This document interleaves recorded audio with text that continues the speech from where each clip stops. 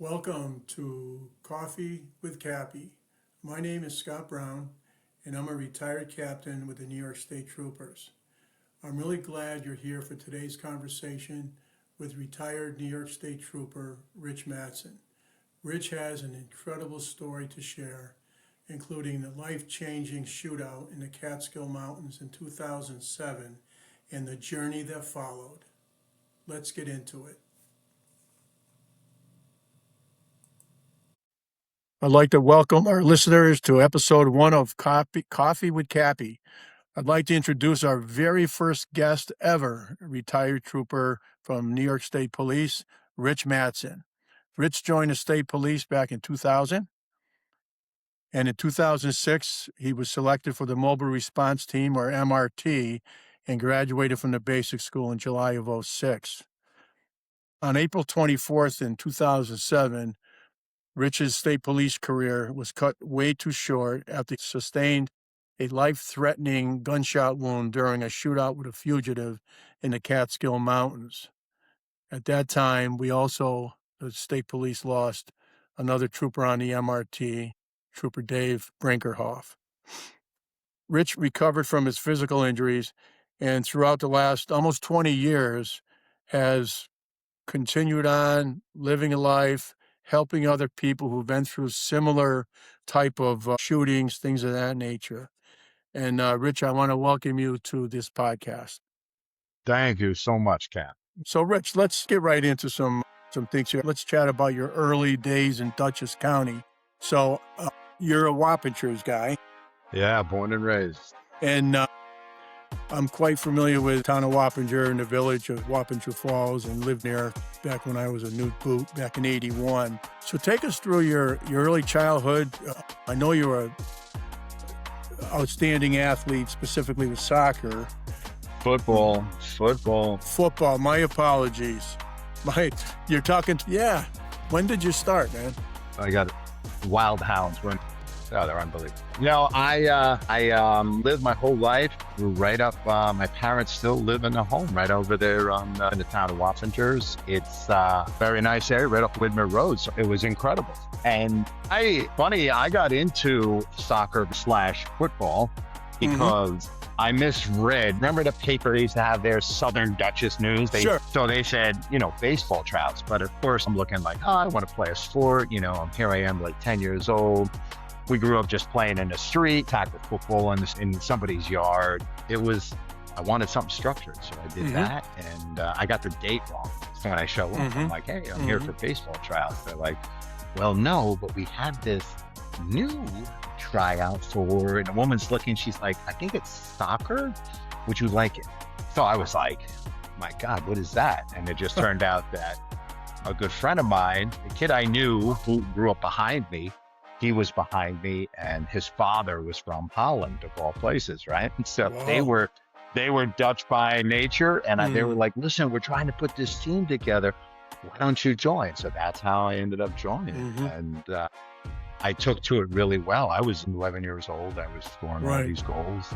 I played in the Wappingers League. Then I moved to like the town of Poughkeepsie League. And then by that time, I was playing at Wappingers. I was going to play at Wappingers Junior High, but right before I got to Wappingers Junior High, our goalie got hurt. So they were just like, "Listen, you got to go in. You're our best athlete."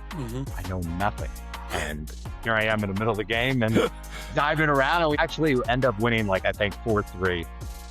But I'm covered because I only had shorts and a T-shirt on, and back then, no one cared about football whatsoever. So you were playing in like these horse pastures, like the fields behind Evans School there, like Wappingers Junior High right off the road, Rockingham Farm. So if those were old horse cow pastures. I mean, if you didn't break your ankle running in the high grass, you were diving on rocks. I was covered in mud and blood. I'll never forget it. I came home and my parents were just they weren't really sports people. They're just like horrified. I'm like, I want to keep doing this. And they're like, you're going to keep playing soccer? And I said, oh God, I'm going to just keep playing goalie. So that's how it took. And this was like, and I was self-taught. I had no proper training. I used to watch like on PBS used to show Mm-hmm. like the old games of like the Premier League because that's all you could get. It Sure. wasn't even like now every single channel. I mean, you look at the stadiums we have here, geared like Mm-hmm. Atlanta FC getting 90,000 to Mm-hmm. their games. We have a great team here in Knoxville FC, who won the USL. So it's Oh really wow. changed ever. So you're going back to like me getting really in the heart of it, 1982 to now. It's a great feeling that you God. turn on a Yeah. channel, you can watch games from all over the world. But Sure. I Sure. remember watching the old Crystal Palace, West Ham United games on Mm-hmm. like PBS, and they would play little clips of it, and I was like, oh wow, that was my take on learning, self-taught, and all these people would do. And I didn't get any formal training. And next thing you know, I'm at junior high and I'm playing there for half a season. And the varsity coach at the high school was like, we need this guy to come on up. So I was the backup at first. And then the senior got hurt. He had like a bruised rib or something. So I got Mm. in. I must have been barely eighth, ninth grade. Wow. And that's it. And I just took off. I played there and it was a great time. I loved Yeah. it. It was such a great feeling. It's such intense rivalry with John Jay High School in East. You had, God, it must have been like 1,800 kids went Right. to junior high. It was only two grades at the time. It was only eighth and ninth. Right. That's when high school was 10th, 11th, and 12th. Right. Till they switched it to ninth. So when you left at ninth grade, half of them went to Jay, half of them went to Ketchum. Mm-hmm. And it was Mm-hmm. like this intense rivalry, and we Yeah. just had I remember growing up with some incredible players, and it was just a good like fan base in Mm-hmm. our area. Hudson Mm-hmm. Valley really took to football really well, and Yeah. you would have great games with Arlington, Spack, and Keller. That's fantastic. So you stayed right there at Ketchum, right through high school. Yeah, and then I got a scholarship to play at Adelphi University, Yep. which is D1 in Long Island, in good old Garden City, Long Island. So I Right. did. I actually was recruited to play at West Point by one of the great coach up there, Martelli, and I turned it down. Like Oh I had wow. to get the approval to go, and then Sure. I was just, but both my parents are retired military. My Mm-hmm. mother is retired, second lieutenant. My father's a retired captain from the Air Force. So they were like, listen, military life may not be, they were seeing the old, they're like, Yeah. listen, you're not military, material, I'm here I am, long, cranking long hair. I used to put on an Iron Maiden t-shirt and play Yeah. goal with like an Iron Maiden t-shirt. So they're like, you may not be military quality. So yeah. So they were right in that aspect. So I ended up going to Adelphi Right. and I played there. But I'll tell you, I became All-American at Ketchum High School. I was like the first ever All-American for that. I think for most of all the sports there. A couple guys came after me, did really well. Mm. Of course, Tyler Adams, he came many years over, but he played like one season before he turned pro. Guys, and it's Yeah. amazing seeing him, watching him. You see him when he was making his career, Red Bulls, and going up, and now here he is representing our country. It's such a great feeling, and it Mm. puts a small little town like Wapner's Falls on a map. It's Yeah. wonderful. My father got recruited out of the Air Force to work for IBM. We're doing computers. We want people like yourself from the military who worked with Yeah. electronic gadgets. So they built Wow. that beautiful place in East Fishkill right there Oh with yeah. Brink. Yeah. Yeah. And then they had the other one right there on 9. Funny story, when I was at Adelphi and I was supposed to go to West Point, we ended up playing West Point one night. And man, that's, you play up there, the fields, everything is pro status. And I remember it was a nighttime game underneath the lights, and great family friends who one of their was a plebe at the time. Yep. And, she was there, and there was some of the couple other plebes I knew were there, that one that I went to high school with.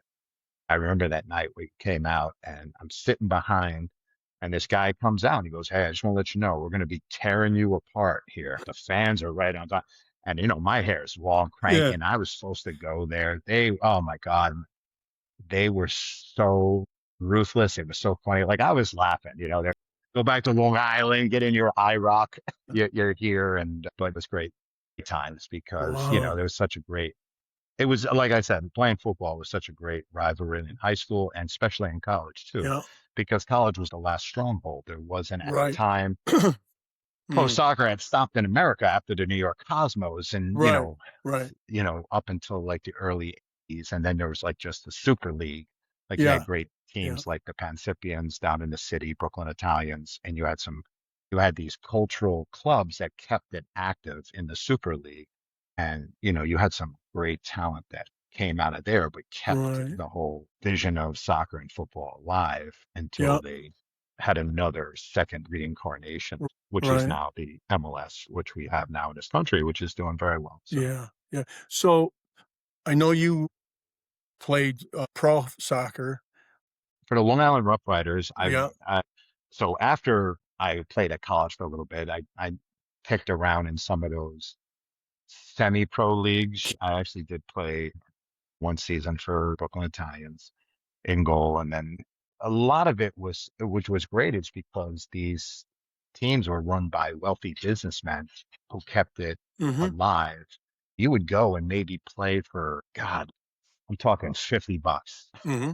Mm-hmm. if you I were gotcha. lucky, Yeah. and then you would get this incredible food. They would cater the food. Here you are thinking you're Billy Badass because I'm playing semi-pro. And then you're like, oh, wow, I'm 21 years old, $50 once a week Yeah. doesn't cut it. Yeah. So then Yeah. people are like, oh, you're a tough kid. You're a boxer. You did, judo and stuff. Why don't you become a bouncer?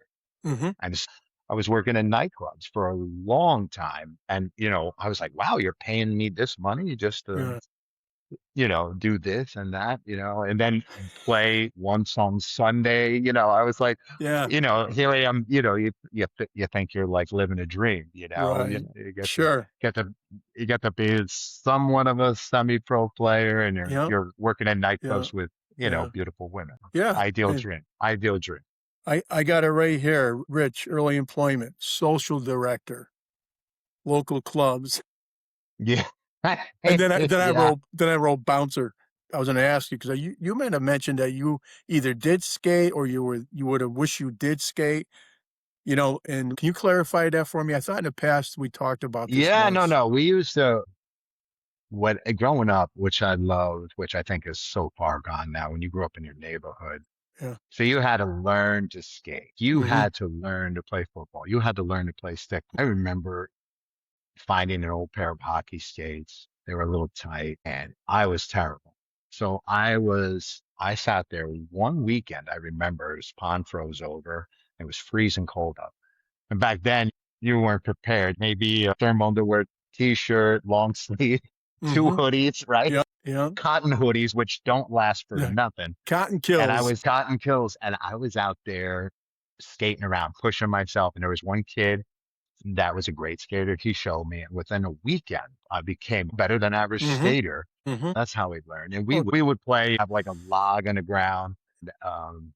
We would use a hockey puck, but then they threw me in because I was the goalie for soccer. So they were like, so we were just playing in the street, but we would only use a tennis ball. I wasn't going to get mm-hmm. What year did you get out of high school? What's your senior? 80, 86 was my senior 86.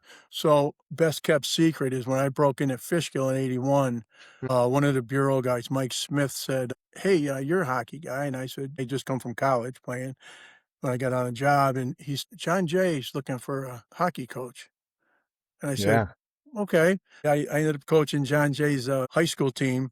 So we played against everybody local, Arlington, Ketchum. We used to go Yeah. and Yeah. So, we go into the Civic Center yeah, up in to Poughkeepsie. watch. Then afterwards, we would have fisticuffs right outside Yeah. of right there, Market Street. right on Market Street. No joke. And you're sizing up because that's what the Ketchum rivalry was Yeah. all about. Yeah. Ketchum and Jet. We'd be out there taking lumps. You come home, you got like a bloody nose or a black eye, and you're Yeah. like, what are you doing? That's why parents home. Oh, well, we went to the hockey game and a fight broke out on Market Street. Yeah. And then we had to run from the city Poughkeepsie cops. And then we get in the cars and drive. And then the troopers were stopping us, Yeah. yelling at us for going, like, what are we doing out? And it was a never ending. For me, it's a complete irony. I would run into the troopers all the time. We were just like we were a good little bunch of hooligans. We didn't really Yeah. mess with anybody's property, Yeah. but we were always looking Yeah. at getting a little Yeah. scuffle here and Yeah. there. So back in the day, most police, I grew up, most of the cops were big. I remember seeing the troopers. I never saw anybody that could put a finger through their sleeve. They were Mm-hmm. jacked. Mm-hmm. And my mother's from South Boston. Right. So I Right. would go visit grandparents there, and every cop I saw was just impressive. Mm-hmm. And it wasn't the bullshit that goes on with policing, back then, these guys were on the streets for 8, 10 hours. Yeah. Besides the sergeant driving by, Yeah. these guys were it. And they've been through the 70s, these Yeah. gangs you're calling Oh, poverty. I remember I was at a park by the Schuylkill River in Philly, and, there was two big cops. One was a black and one was white. mm-hmm. And Mm-hmm. they were kids playing, getting out of hand. One group was swearing. They just looked over and they were like, hey, watch the language. This is Mm-hmm. a family area. Right. You got young punks that want to be like nowadays, that would turn into, oh, shut up, pig, or whatever. The guys would look over and there's a guy sitting there with 19-inch, Mm-hmm. 19-inch pipes. And you're just like, my God, are Right. you going to say something to him? And I remember they still got out of hand, still again. The guy just walks over and goes, you know what? I told you enough. I remember he he just pulls out his pocket knife, utility knife, pops their basketball and goes, no arrest, no SJS, and there's nobody going to the station, be like, hey, Yeah. my $2 basketball got popped by this Yeah. guy. And the sergeant going, okay, let me sit down and take your complaint. Yes. It was like, hey, Mm-hmm. if you're an idiot, stop or Yeah. else. And that's the Yeah. way when I saw that, and I was like, wow, that looks like an incredible career. It Mm-hmm. looks like, little do you know, the micromanaging and Yeah. the long hours and the stuff you got to go through. But like I said, I would never Yeah. change it in a heartbeat. It was such Yeah. a great time. Yeah. So you ended up taking a few tests for different states and Yeah. municipalities before you got on the troopers, right? It was I think that was like a countrywide hiring freeze on Yeah. cops, I remember you guys in the late 80s, early 90s were Yeah. still making peanuts, right? Oh, Horror stories when I got on, the dudes were on food stamps. Timmy. I know there's current guys that are just RPBA, blah, blah, blah. Let me tell you something. When I got on RPBA, those guys did the right thing. They worked. Yeah. Right. It's the devil, they have to deal, they have to smooch with politicians, but Sure. people wouldn't have the salary. These freaking kids now, they wouldn't, I can't even imagine. What did you go to the academy making? I went through making barely 36,000. 12,000. 12,000. Think 1980, about it. 1981, about $10 an hour. Yeah, yeah. Think about what these kids they go in making. I think it's like 70 now, Oh, right? yeah, It's yeah, double what yeah, what I was making. Yeah. And then, Wow. after 5 years, you're at, I think, what it is now, 100? 110 maybe? Yeah, Yeah, 110. a little over 100. Yeah. And people are going to Mm. do stuff, but they have your best. I ended up taking tests all over this, from New York City, City of Yeah. Poughkeepsie, our job. I went to Vermont State Police. I still have cousins that live over in Boston, so I did over there. I remember I had just finished playing like the season with the Rough Riders, and I'm sitting there at home, and the phone rings, and it's just like, "Hey, this is New York State Police," and I was like, "Okay," and they're just like, you know, your test scores and everything came back. You were supposed to be here almost a year ago, and I go, what a way to start a phone call. I go, if I was supposed to be there a year ago, I go, what did I miss? And they're like, no, no, no. I'm looking at your paperwork, and like they were confused. They turned out somebody misplaced my paperwork. I scored very high. I aced that written test, and of course the physical test. I Yeah. did great, and I never heard from anybody. So what happened is somebody probably misplaced it. Sure. Well, this phone call is, are you still interested? And I go, so you call me, you tell me you lose my paperwork, you hype me all up, and then go, they're like, sit tight. 2 hours later, I get a phone call going, hey, class started. You would be a backfill. Can you be up here by 4? So I said, sure. So I left Long Island, drove all the way, threw stuff in a bag, threw the suit on, got up there, and it was like, I was like the third day. I think our class started our class started like October 30th, and I got there on the 1st. So lo and behold, great story. Who meets me at the front door?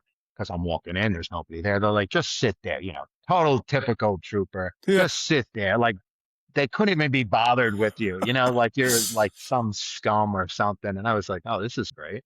Yeah. And it was Strength. Mike Strength comes. Yeah. Mike Strength comes and he's got his DT uniform. I'm like, geez, look at this wiry.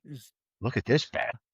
Nicest human being on the face of the earth. And I've always, fortunately, his heart condition is that we had a shooting there, and you lose this incredible human being that just, I mean, if you ever want embodied like what a state trooper, physically fit, humble, down to earth, but could flip a switch. I mean, Mike Strength was it.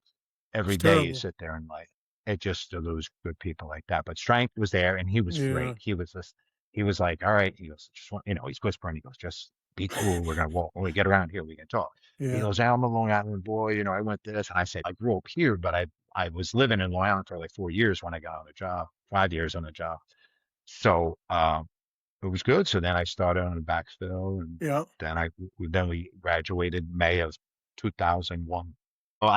So of course, when you do really well, when you get placement. So I was like, I think it was down to, there was one person, I think I was tied for second out of our class of 202 or something. Or whatever, the top 5 get to pick where they want to go. Yeah. I'm like, why do I want to come back to Troop K? Because I know everybody. I know your guys that are dealing drugs. I know your hooligans that are in biker gangs. I know I was a hooligan. I'm still a hooligan to this day. So I know the hooligans. I want to put in for L. And so I put in a list, L, didn't even want to come back to K. And they're like, how come you don't have K on your sheet? And I'm like, I don't know, because don't want to work in my hometown, and they're just like, well, things are working out differently. Congratulations. You're going to Troop K. And I'm like, okay, well, thinking to myself, okay, that's Columbia, Dutchess, and Westchester. Okay, where am I going? And they go, SP Wappingers. And I go, do you have any idea what that's going to be like? And they're just like, we don't care. Whether you know anybody, you're going to SP Wappinger. Yeah, because we own you. It. That's what they were like, just shut up, you're going to SP Wappinger. And I was like, you have no idea. So sure enough, the first week I'm starting there, what does everybody know? Everybody I grew up with. Oh, Mattson's back. He's a trooper. This is awesome. Everybody's getting stopped. I'm on FTO phase. They're like, what are you, some kind of celebrity here? And I'm like, I just looked at everybody and like, I told you. I told you this was going to happen. I don't want to come back here, buddy. You're getting stopped. And then, people, they were just like, then of course the senior guys at the station are like, who is this guy? But we had a great time. But I mean, I remember starting there. We had Rich DeLucy, Simon Ocampo. My God, Joe Feebeck. Big Joe. Good guy.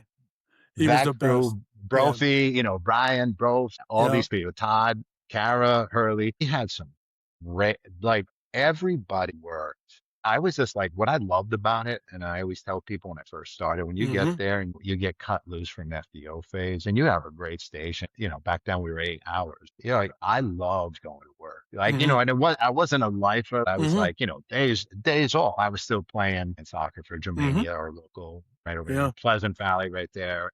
So I had those guys. I've always had my soccer guys, and I've always had cop guys, and some hooligans that I hang out with. So I don't mind like the days off, but it's like Monday, Tuesday. New guys, we never had Saturday, Sunday off for years. Right. But I'll tell you, going to work, you just had a smile on your face because you walk in here, guys were busting on you. I remember, I was just like, I got one of the tattoos that I got on my kneecap there. I had just gotten it. And I was like, coming into work and I'm sitting there. I would shower before work at the station. And Wappinger's notorious. That shower was like a shithole, same with Stormfield. You had to let it run 5 minutes. So I remember I'm in the shower, I get out. And I'm getting ready, Luther Lorenzo, right? Sure. So Luther is like there, and he comes out, he's like, my little Dominican little jokester. He's like, oh, you got a great new tattoo there, huh? And we're getting ready. I'm like, yeah. So I'm getting ready. We're getting close to, 3 p.m. Yeah. Run a little, because I was running a little late playing soccer. I know you got it. And Luther goes, hey. And I turned like this. And I have like the protective sheath that the guy just put on. He smacks my tattoo like this, Oh, goes running out of the locker room, goes over there. And I come out. I'm like, this is hilarious, right? What a way to just start your tour. Like you go in there and you're like, you couldn't ask for a better. You have such a mix of personalities, races, backgrounds, and it all just meshed. And at the time, you had, back at the time, Go-Go was the sergeant. I remember he was, everybody's like, our sergeant from 3 to 11 is the best. Gomez, he's on the MRT, he's the DT guy. So I see this guy, bald guy, glasses, just like, you know, not muscular, but and he just had this formidable way and the best line ever. And so we would do like, hey, listen, we're here. Who's got paperwork? So do 2 hours on the desk, get your paperwork done, and then we'll rotate the desk instead of one guy sitting the whole tour on the desk losing his. Oh my God, it's raining. What's the weather doing there? And I'm like, where you calling from? They're like, by Ketchum. I'm like, oh, it's sunny and about 80. Yeah. People just, when you allow the public to call a free helpline, the freaks come out of the woodwork, right? For sure. Stuff you would deal with at Troop and Wappingers was insane. Yeah. But I'll never forget it. So I'm sitting there and I'm like, oh my God, here I am, young little guy, 6 months on, cut loose. And all you want to be is on the MRT. And I'm like, oh, here's the sergeant. He works here. So I see him come out. And I go, Sergeant, pleasure to meet you, Rich Mattson. He's like, John Gomez. He's just looking at me. He's just like, and he goes, you're a new guy, right? And I said, yeah. And he goes, hey, just looking around. He goes, all right. He goes, all you need to know. He goes, you're cut loose. You're on your own. You're doing good. I heard some things. He goes, 2 things. I don't want to be bothered. And find out what's for dinner. The best line ever. And he goes, do you understand what that entails? Phone calls, right? Right. So people call and be like, a trooper went by me at 80, he didn't have his lights on. I'm like, ma'am, he was trying to sneak up on, I was coming up with stories. I'm like, ma'am, we had some individual that was, stealing cats and he was trying, and they're like, oh my God, are you serious? And I'm like, yeah, it's kind of crazy. So sometimes the troopers maneuver themselves at high speed real quick. And she goes, oh, he did put on his lights. So, all right, that makes sense. Why is the trooper doing 80? I don't know. Maybe he has to go to the bathroom, get the Dunkin' Donuts. I don't know. But people come with these calls. But the best was, go. I don't want to be bothered and find out what's for dinner. I called over there. I remember, I think it was like Longobardo's right there in Wappingers, great place. Wonderful people for the community, wonderful people for the police. And so I remember they're like, hey, we got some stuff here that somebody can pick up. You want it? And I went over there doing the right thing, not trying to take it on the arm. And you come back and you got this nice meal with salad. Gomez says, I never forget, where'd you get this from? And I was like, I'm sort of born and raised here. I know some people. It pays to be. And so, you thought you did really well. You tried to do what's right. You got a gun, you got a shield. You know what you're doing. You're not an idiot. If there's any problems, you can call quality people back at the station, be like, hey, I got X, Y, and Z. Whether it was him or the sergeants, you had quality people you could call that would, help you out. So like I said, I love going to work every day. Yeah. It was amazing. It was just like fun. It was adventurous. And, you worked with great people and you watched how they did things, I watched how they, it's like a comedy of errors, I remember, BCI and Wappingers was legendary. We had Santiago, Monty Martin, Brian Hoff at the time, and great Joanne Leone. She was wonderful, huh? Like your quintessential TV detective. Benson is on SVU. Yeah. Joanne she knew everything. And I remember Perkins, they had just opened, and some kids went over there to try to do a strong arm robbery. So the village had to call. So the village guys were great too of Washington. I remember 3 of them, they're tackling this guy in a parking lot. So Hoff comes out of his office and I'm jumping in my car. He goes, I'm riding with you. And I take off and we're driving down and flying. And you hear villagers like, oh, we're chasing one to the park, but one's heading over to the miniature golf place. And I'm fucking driving over. I look down. Hoff's got no gun on.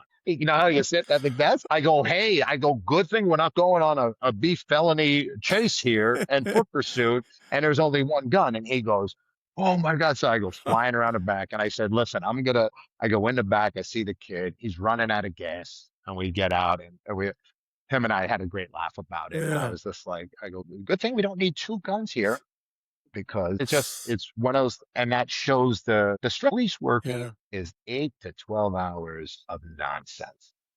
Babysitting humans that don't know how to, right? Somebody didn't know how to talk to grandma on a traffic stop. I remember Cerrone saying to me, as much as you can finish top of your class and get to pick where you want to be, it's all about your EOD, entry on patients. Doomed. So here you are about a year out, you're rocking and rolling, you think it's great. They're like, hey, 6 months, you got to go to communications. Good luck to you. It's going to suck. It's terrible, but you got to go. So I was like, oh my God. So I go up there with, so it's me, Danny Smith, who's now, what is Dan now? Major Smith, or was Major? I think he just made Inspector. Yeah, Danny was in my class. We went to camp. It was him, Dave Comasanis, me, Comasanis, Lou Carasone, Porno Lou, because he saw a guy robbed that Smiles novelty adult store, and he's driving by, and the girl's chasing this guy out. He stole like a bag of movies and stuff, and Lou gets out of the troop car, just happened to be driving by, running by, and the woman who was working was, oh my God, this is the best trooper ever. Giving him hugs and kiss, kept on, writing stuff, was sending flowers. So we used to call him Porno Lou. He solved this great caper. Russell Wright was there. So, and then another great human being, Ed Omaleski. Working man. Eddie, what a great guy. He was. You want to catch something, not taken away from some of these characters, sure.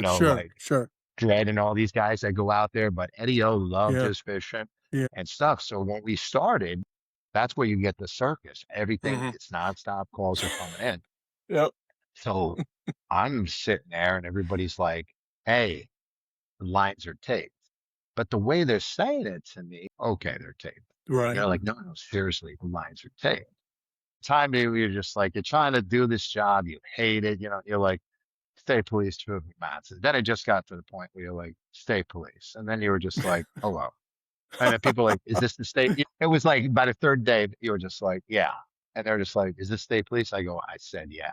And they're like, well, you can sound a little bit more enthused. I go, yay. It was just so that I remember we're doing that for a month. And then Omar goes, hey, can you guys come in and close the door? And he's just pressing rewind. It's like, each one of us talking, but it was the Rich Mattson Chronicles, because I'm the worst at dealing with people who can't help themselves. For sure. I have zero patience. The woman's like, you know what? I'm hearing the voices, and unfortunately, you have the headset. It picks up everything, and I'm just going, for fuck's sake, I can't believe I'm here. I'm like talking to myself, coming like crazy. Ed goes, can we just take it down a notch? I go, and I'm like this. I go, holy shit, the lines are taped. Yeah. I'm like, whoa. And he goes, yes, Rich, the lines have been taped for years. They're taped. Believe everything you say. So comical. Funny. So you did your stint there. You went back out to Wappinger. Then after 2 years of being out of state, I mean, you try to get to a specialty, you try to do something, because your whole day of running to little Billy on one hang-up calls, or somebody trying to dial 914 and they dial 911. I mean, it's not going to be like On Patrol Live or Real. It's not going to be like that every day. It's going to be months of just monotonous, do your stuff, write a few tickets. Somebody stole a Mars bar from the local convenience store. You go there and a guy's adamant about prosecuting this little kid. And you're just like, here, guy, here's the $2. But at least able to make the right call on yours, without being so much oversight. So you have great school. Guys. Nikki and Hugus, man, they did a great job with that. They did. They brought that to the next level. And plus, my instructors, I had Gay Cobham. Sure. This guy is just a legend. And then so I had Egan, Cobham, Christy Nikki, you had he's a sleeper. Who's who of incredibly gifted grapplers, just all around great human beings too. Mm-hmm. So like I said, Christ, I barely had 9 years on this job. The Yeah. amount of amazing human beings that Yeah. I met, I just stays with you. And granted, they're probably like, holy shit, Mattson was this crazy, overexcitable guy. He was a nut job. I don't care because those people all touched my life. Mm-hmm. And to this day, they still inspire me because that's the beauty of police work. You have so many Yeah. backgrounds, you have so many people, Yeah. but it clicks. And when it clicks, Yeah. it's the most amazing thing you can Yeah. experience as far as job wise, learning Yeah. the job, being a cop. People have asked me, people are like, man, weren't you scared getting shot? And I said, you know what? No. I mean, you look at our MRT/SO, never in my once mind. And I said, man, even if something does happen, a shooting, Yeah. look at these badasses Yeah. that I wake up to. I Mm-hmm. look to the left and right of me and I was like, you become invincible in your head Yeah. when you got great training Mm-hmm. and you have people that are going, hey, you're doing this, Mm-hmm. try this, or, Mm-hmm. having the Yeah. ability to work Yeah. with Innis, my God, for Daisy, Mm-hmm. Art Cactus, the hidden Yeah. gem of the Yeah. state police, Yeah. tactical medicine, which would eventually Yeah. teaching us Yeah. all that, becoming that comes back to Yeah. save my Yeah. life. Yeah. Art pushing that not only in the MRT, but statewide, Absolutely. Yeah. you know, Sure. and not to Here's, take away yeah. from the other guys in EMT, like No. Doug Wildermuth and all these guys, Sure. they pushed for it for years. Yeah. Those Yeah. guys were in the academy and they ran into Yeah. a lot of it. They kept their bones, and those were incredible paramedics, incredible Yeah. EMTAs that you learned from too, even when Yeah. we were just passing, because they saw. And it's great that they were able to succeed in getting to that next Oh, level because for years, it's not like going back, people didn't try. And it's just like trying to get bear cats. It's like, you don't need those kind of things. Nothing's ever going to happen. I mean, we're not going to go down that road right now. yeah. Here's four comments you made, four quotes to me that have stuck with me. And I just wanted to just, now that we're talking about what we're talking about, here's what you said to me. It's not about you. It's about the guy to the left and to the right of you. Hell yeah. And then you said to me, this is great. Life is a bitch and she doesn't care if you love her. Yes. Yes. You said, I saw Joe Schmidt. I knew I was going to make it. Yeah. When you get, not to scare people who are on the job now, but when you get hit, it's tough. It takes it out of you because everybody has the fight or flight in you, right? How you react, no one will ever know. And like I said, when I tried to transition, I'm shaking. Yeah. The moment you get hit, you blow back in that shock wave, and then you look at the damage.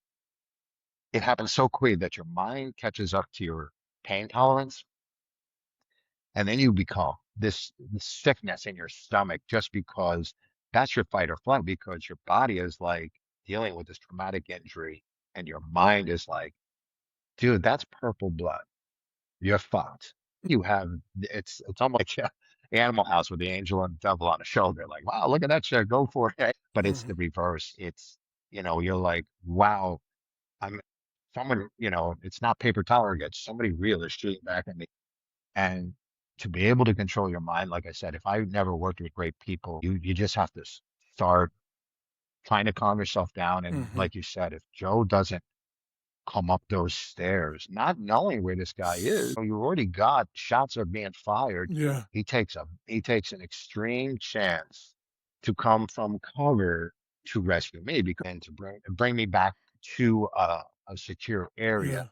Yeah. It takes a set of balls that, you know, and I'll say it because I don't care, that the people that run this job, Mm-hmm. they'll never understand. And Mm-hmm. that's why you don't get this stuff. You know, they're so big on our core values, but you just want to look at these people at the top and be like, listen, customer service starts with the man or the woman in the troop car. But the young Mm-hmm. trooper, as soon as they graduate after 6 months, that's where your Yeah. customer service like, do you have everything to succeed? Have we taught you well? Do you have protection? Do you have the firepower to match what's out there today? And whatever choices you make, we'll be there. We're going to come for you. We're going to do stuff. Criticizing people before an event or keeping them not prepared for an event is systematic failure at the greatest level. And if it wasn't for people like Art Cactus or doing the tourniquet training, Joe, and I'm luckily I had it right there. And, and I had the ultimate warrior with to go, hey, Rich, I got you. And as I'm walking back with it, my arms dangling, it's a mess. I'm shaking. If I didn't have that, I had to go into another room and try to do it myself. 100% with the blood loss. And I would have been incapacitated, passed out, been now it's the old adage, right? When you're in a firefight, shoot somebody in the leg because it's going to take two guys to carry somebody critically injured. So you not only you're taking three people out of the fight, right? So if I'm out of the fight or if I'm slumped down in a corner, then Joe, Danny Lean, or Brian Crow has to come their strength, but a 215-pound man who doesn't have his own weight to carry is like 400 pounds. So luckily I was still mobile on my feet and I was able to help Joe. But the point is he's into decompensated shock. So that's an incredible feeling that, like I always say, to be able to show up and have those dudes to left and right of you. It's like right then, that's the wave where you're like, okay, all we need to do is get to a hospital. Let's get a tourniquet. We're starting to do that. That takes away 50% of the bad thoughts that run through your mind. And that's an incredible feeling. And they don't see it. The people at top, they don't see that, right? They're saying, okay, the cost of us to do this would be X, Y, and Z. I think about it, the man in charge or the woman in charge, it's the old adage. You're still kissing the ring of the king or queen who runs New York State. And I'm not, if that's what people want to do, that's on them. But you can never forget that, not taking away what you and I did, but just stopping some lone car alone at night. You don't know what you have. You have zero knowledge of this car. You don't even know who's in it. I was safer being on SWAT and all that. That's so much safer than the poor kids that are getting out now. They don't know what they're stopping. You want to shoot me, hit me in the arm, tag me. Guess what? I got ninjas behind me. They're going to help me. They're going to kill the bad guy and get the job done without questions asked, without a blink of an eye. Somebody who's stopping a car, body camera, right? Even if it's just a stop and someone's giving them a hard time, once they go back to the station, they're now being grilled now because how did you say hello, ma'am? Yes, ma'am. Can I see your license? As much as you want to have situational awareness, you're taking that away from people when you don't use your first core value for your people. You use customer service for your people. Instead of critiquing them, you say, you're doing a great job. Let's do something better. Were you safe on that trip? Let's do this. Let's do X, Y, and Z.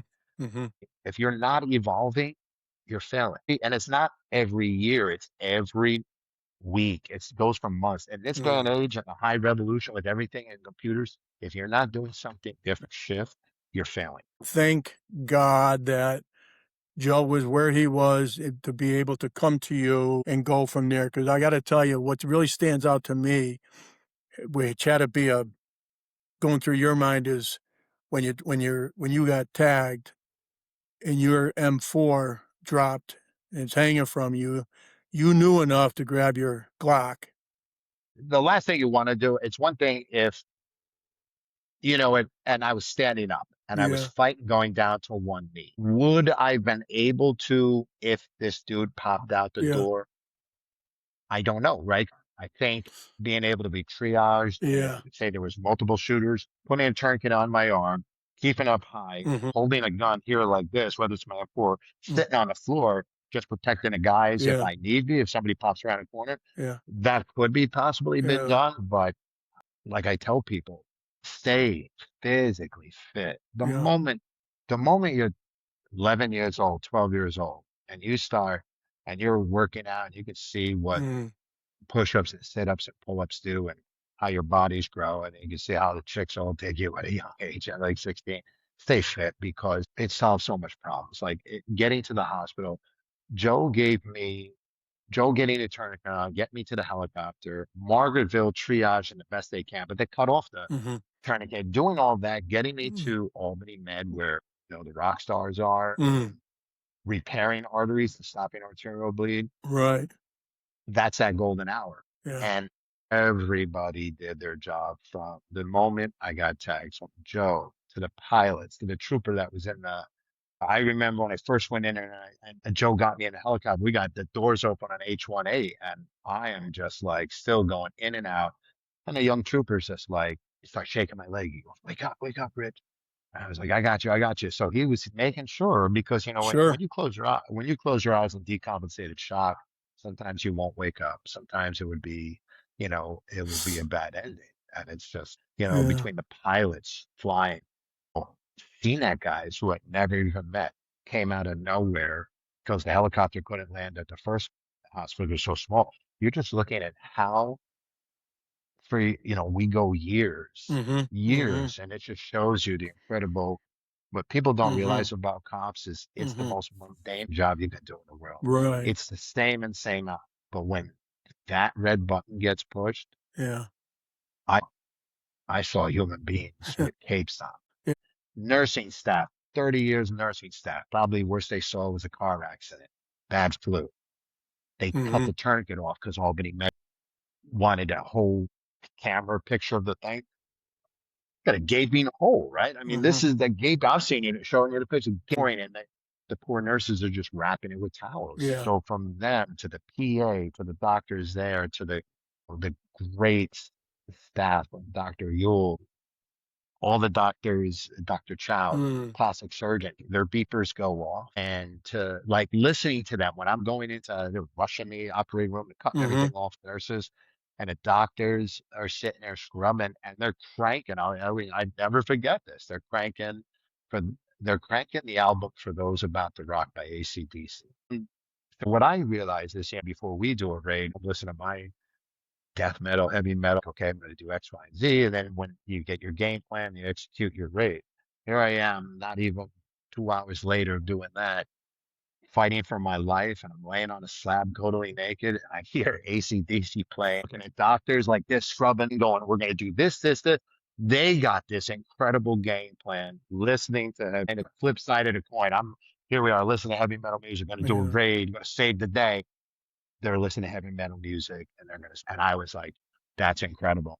That's like rock star quality, right? Mm-hmm. The Mm-hmm. guy that did my arm, he was barely 29.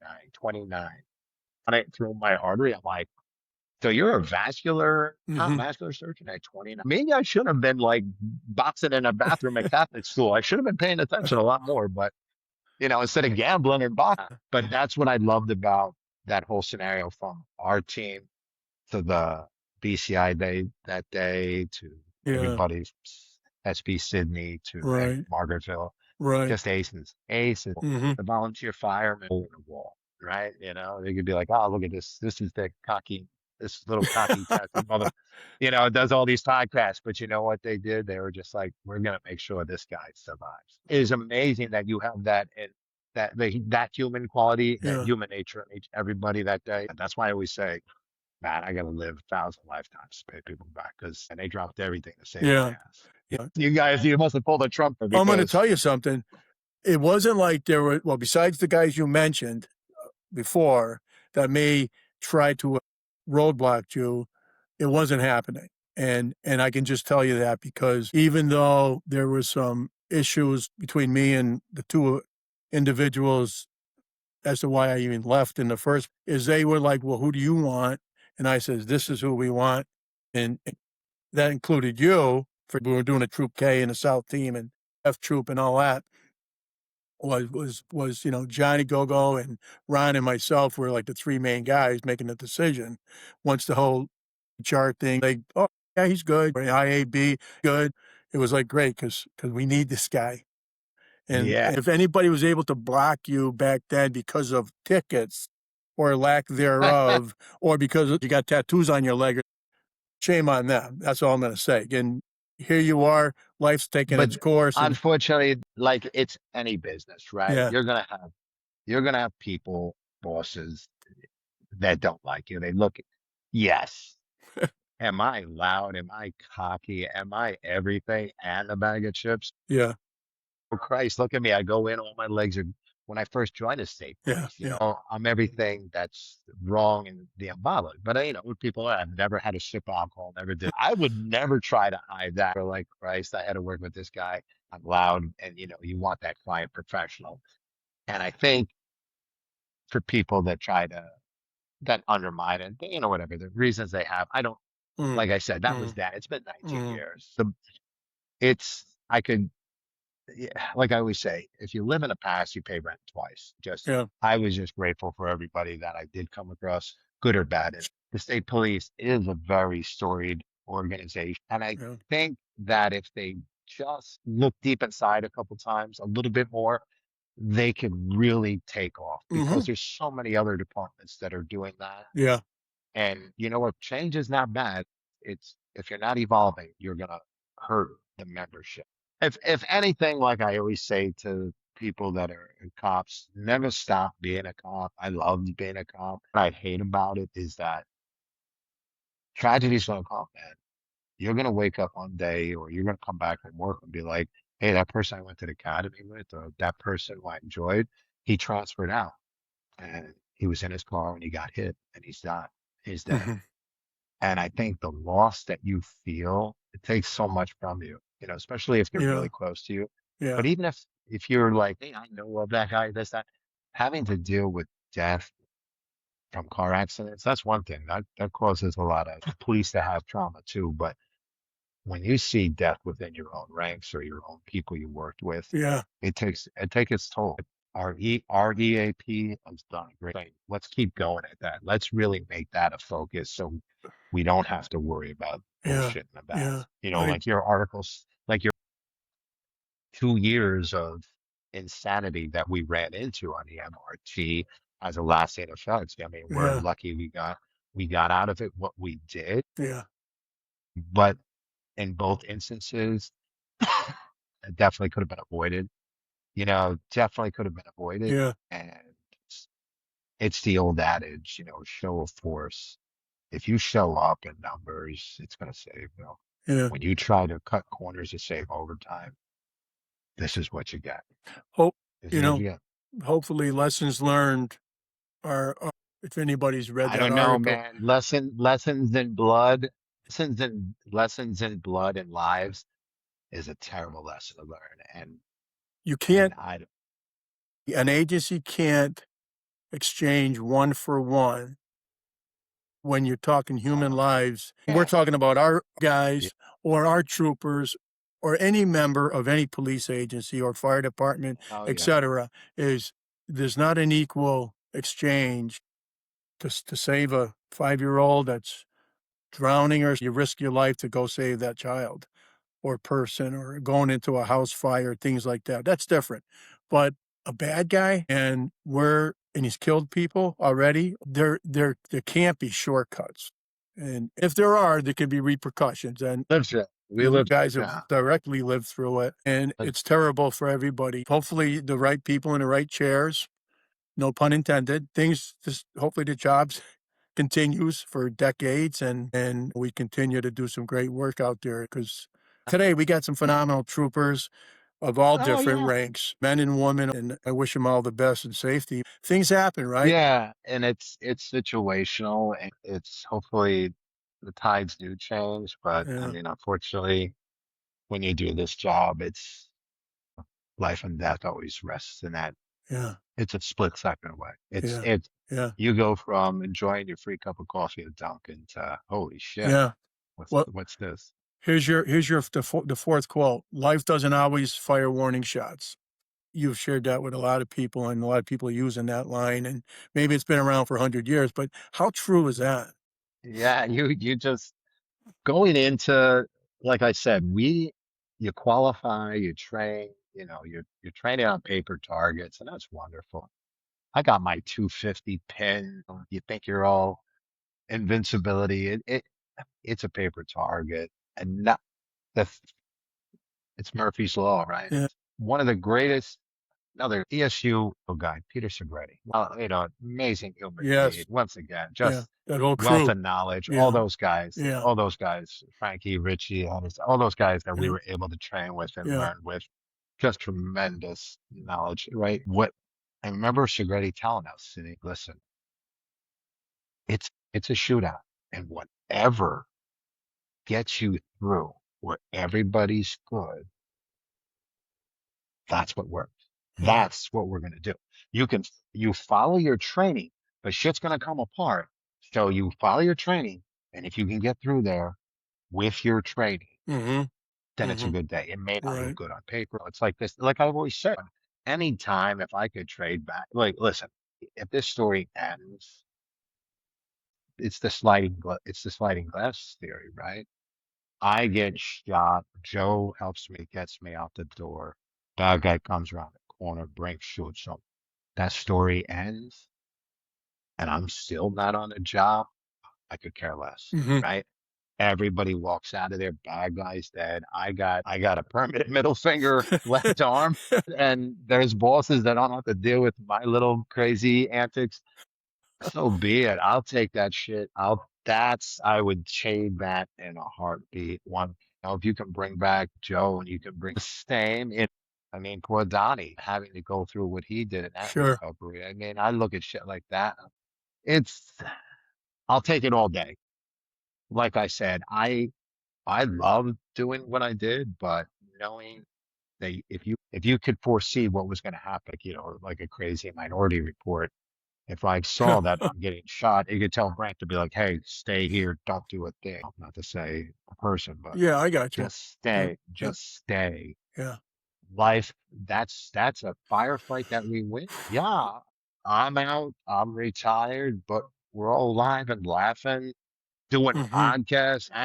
But instead, every year we got to plan on memorial is we're keeping someone's memory alive. But we know we have to do it, but I wish we'd just No. be having a party instead. A pool party, celebrate life, not the life of somebody we lost. You know what I mean? That's where that's the best end result, get through the raid, get through the OP Yeah. unscathed. And that's sometimes that works because it's never going to go as you train. The CI, the crackhead, the informant, it is not even how the house looks. I know. You're not to take away from the CNET guys. Yeah. Everybody's in the big picture to eliminate the bad people. You just wish you get through it. You really hope every episode ends. That's the best. I was talking with Andy Hill, Central Team. Yeah. Later, he was out with Joe and Donnie, providing medical treatment to them Yeah. right on scene. And he said, he goes, you can do everything freaking textbook because there's a door here, or that we've got a 360 on Overwatch, but something goes sideways and it just changes everything. Donnie had to call Jimmy Melts on his Nextel. Yeah, man. Because the radios didn't work. Right. We had no radio communications up in that area. Right. So there's poor Donnie gasping for breath, going, I'm shot to Melts. Yes. I believe it was Jimmy Melts. Jimmy Melts. Yep. Yep. He received that call and they had to go out there. And now you've got guys driving up to where is this guy? Where the X was, but yeah. Jamie, Andy, let me tell you something. I know what they did. I heard from them. In perspective, Donnie got brought into the hospital with I'm not 100%, but I want to say his blood pressure was like 52, 54 over 25. We talk about being grave danger. That's Andy, that's Schweiger, that's those dudes. Yeah. Risking their life. We're fly by night brain surgeons the way we get taught. And we're not medical people. We're not like Art Cactus and these guys, Ross that are paramedics and all this stuff. But those dude got both guys out with that blood pressure that low, and he's alive and well. That's some hero shit. A lot of people are like, "Oh, this that."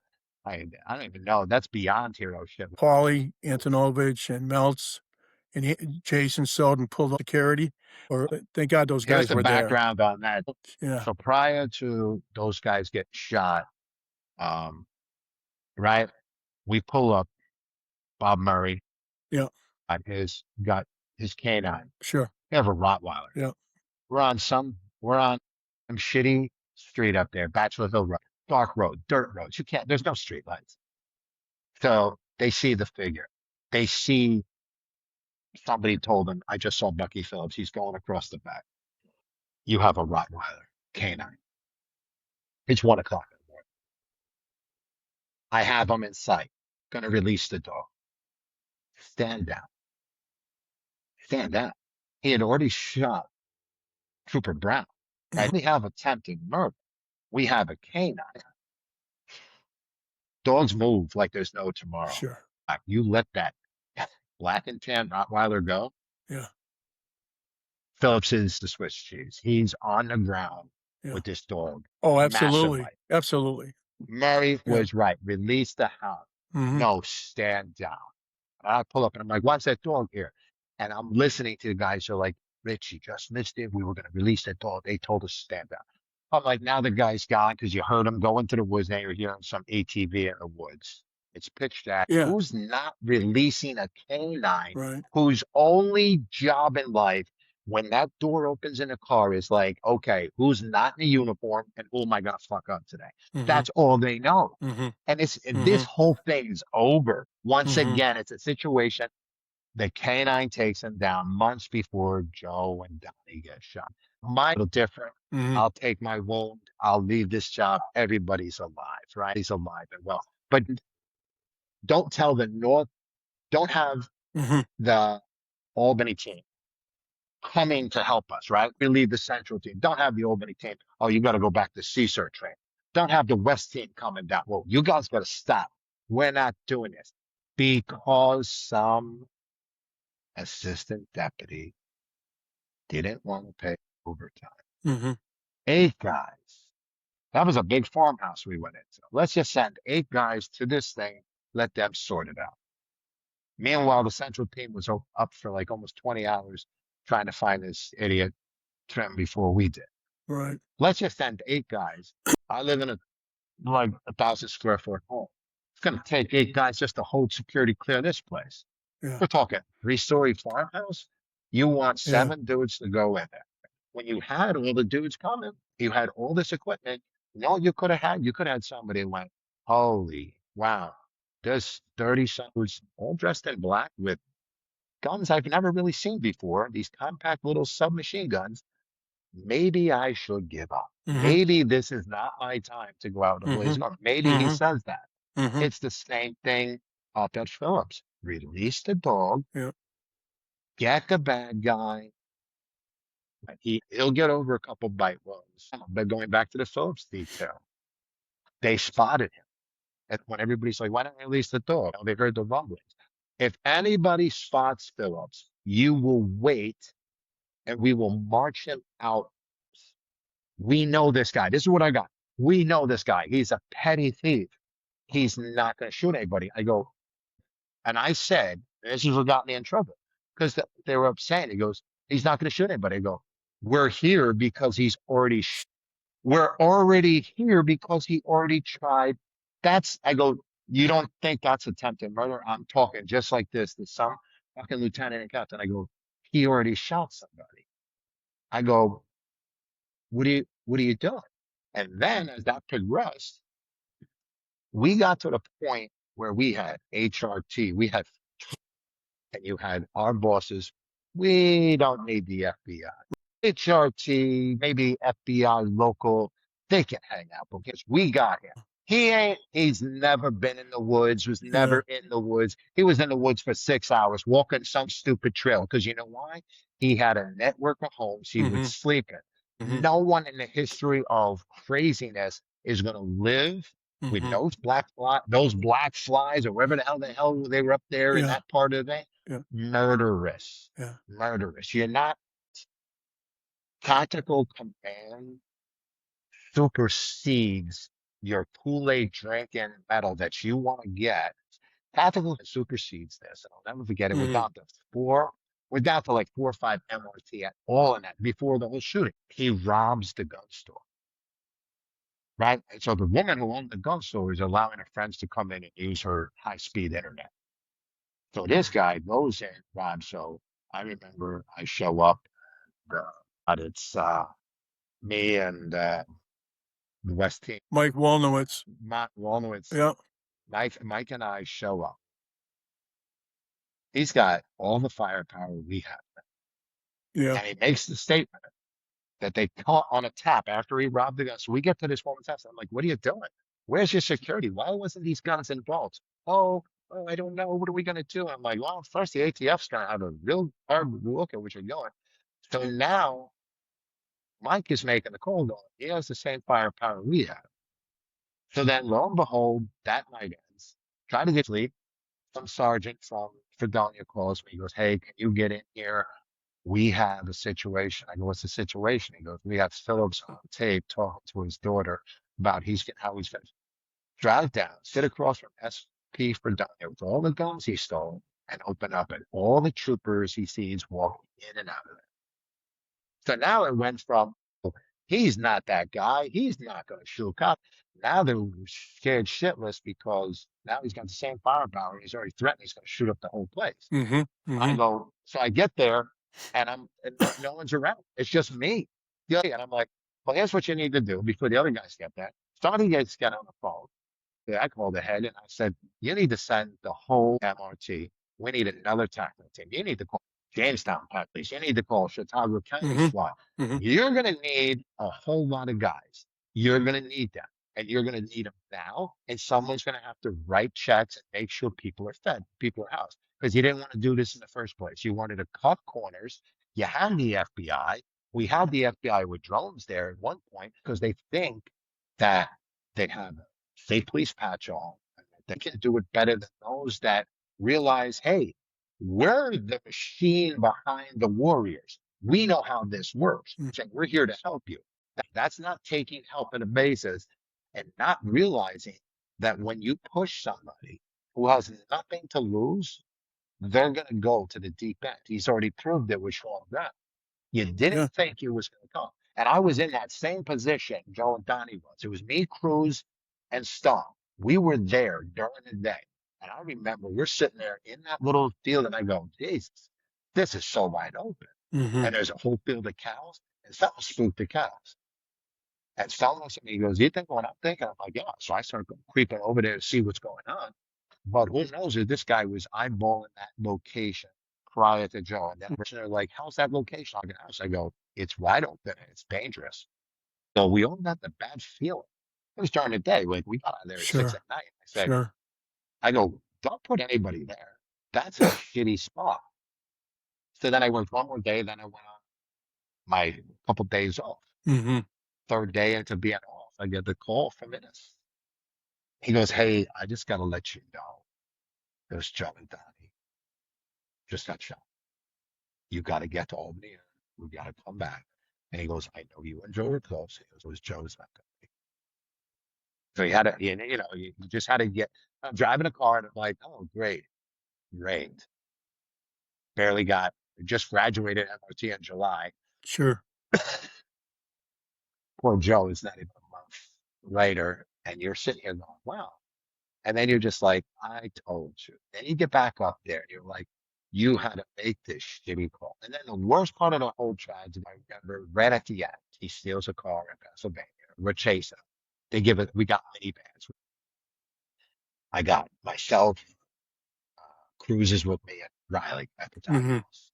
And we go flying up in this minivan. And everybody is like, oh my God, he just crashed up there. And we're opening the vans, getting out. I think we had a couple other people with us. And I'm like, why didn't you guys shoot? They said Bucky crashed a car. I went across, got out of passenger seat, ran across everybody. Troopers are like, stop. And he's just running. And no one, this is after Joe and Donnie were shot. No one is firing a gun. I go, why didn't you shoot at him? You could have shot at him legally after the whole incident. Now he killed somebody.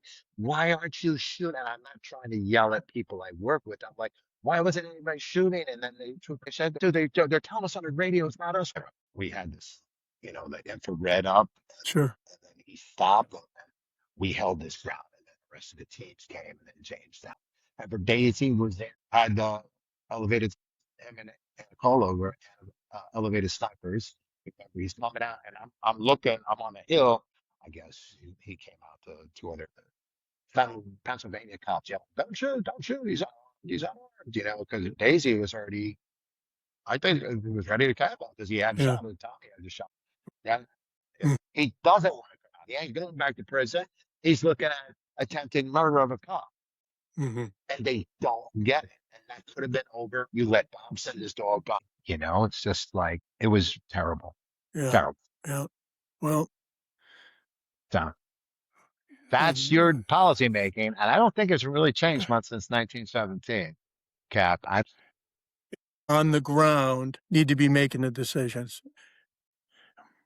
Let the team, whoever's in position of authority, compromise authority. You make that decision. Do what you got to do. But it was marred. Yeah. Do you remember the story? Mike looks at me and goes, as fast as you can in a downpour. He goes, get to the Pennsylvania border. So a couple of our own sneak across to go ping Bucky's thing. Yeah. And you got him. You did it. You did what you're right. But you know what you needed to do? Let the U.S. Marshals, Pennsylvania State Police, whose SWAT team is beyond amazing, that we all know, and incredible human beings that run that tactical, notify them. Once again, he's trapped in an abandoned building, middle of fuck all Pennsylvania, but you want to sneak over there. It's ridiculous. What are we doing? Yeah. You're lucky you four didn't get killed. And then I had to listen to the district attorney of Pennsylvania go, here's the deal. MRT will stay and work with Pennsylvania, what they would call special operations. He goes, everybody else, if you shoot this guy in our state, if it's not legal, and I'll never forget, the dude running art details there, and the superintendent of state police, and everybody was giving him the business because it was like, what are you doing? We're not here to do, they're doing a special op late at night, not telling anybody, in civilian clothes. You're lucky you didn't get cracked by a cop going, who are you guys? Amateur hour. I'm nothing. His propensity for violence and killing cops. It's like, come here, get in. Let me get my dog. Come on, man. I mean, that was after I got shot, and not to take away from the greatness.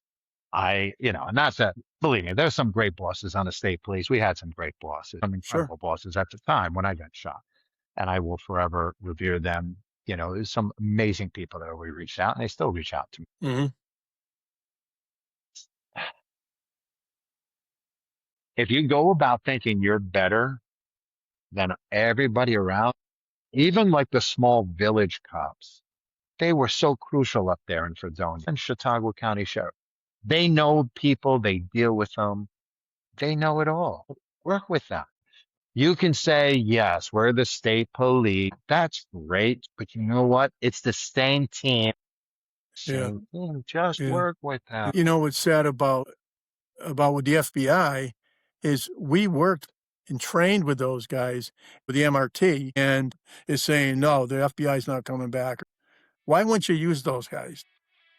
Yeah, they had a drone up. This drone go up. And I remember it went down, and there was problems with it. He goes, send us to, this one's down. Looks like we have a short. He goes, send us that and a backup. Get on a plane. And he goes to the guy, HRT guy's name was Mike. He goes, Michael, he goes, being loaded onto the plane now. And he's like, being loaded right now, should be up here in about 2 or 3 hours. And I went, you just got a $250,000 drone. You picked up a phone. In 10 seconds, not only do you get the drone to replace the one that didn't work, but you got another one just in case we needed a backup. And it's already being loaded on a plane and coming up. And I went, and we're not going to use that help? We don't want that help. We got one officer dead and one's critically wounded. And for the rest of his life, what Donnie's going to have to do. Missing so many internal organs. Like, there's pain, there's physical pain, there's mental pain, because it was all avoided. Listen, release the dog. Let the dog do its job. It's over. It's over. And guess what? Because we were able to talk a bit about Troop A, the Phillips search and things. Yeah. And give Joe and Donnie some honor. All you guys. 20 years for Joe and Donnie. So, Yeah. I mean, it's not to harp on tragedy, but it's just a shame that all the shit could have been avoided.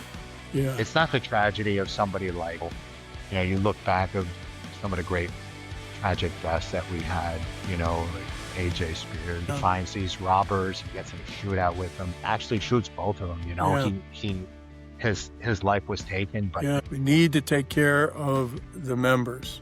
like, here's a little tidbit. I went out LAPD because they were offering this incredible package for federal transfers.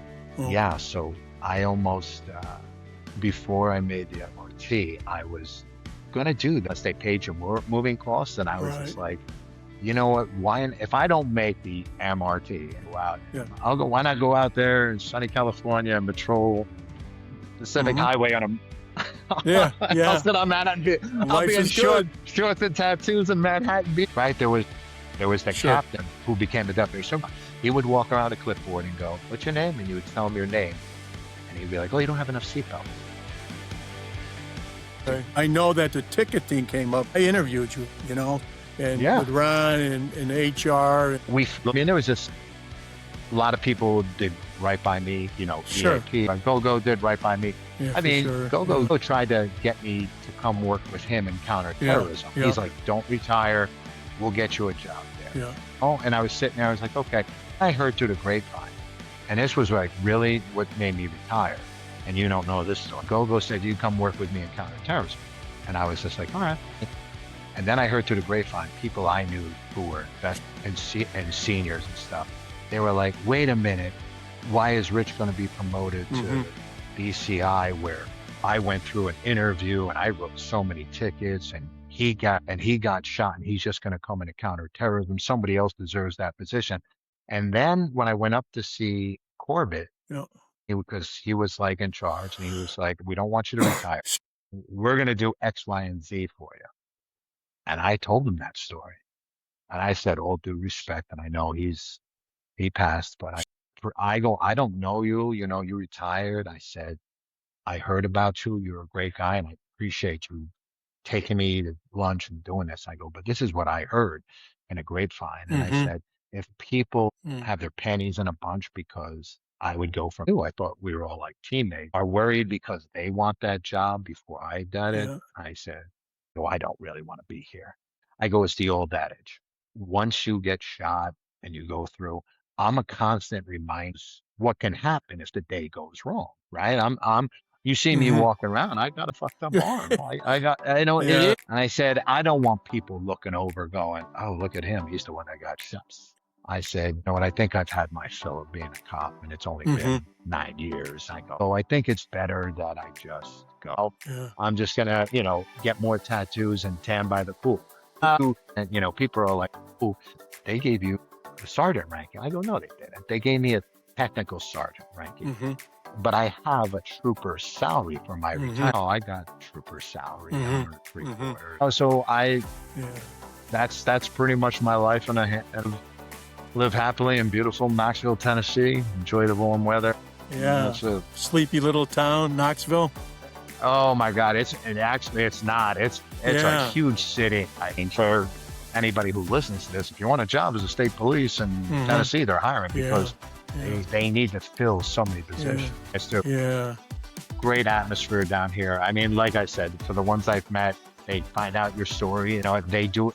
Southern cops do it right. It's the Blue Brotherhood, and it's a shame that hopefully North cops, they don't lose that feeling. But I think we have good times. Well, Rich, thank you so much for taking the time. No, it's a pleasure, to chit chat, and get you off.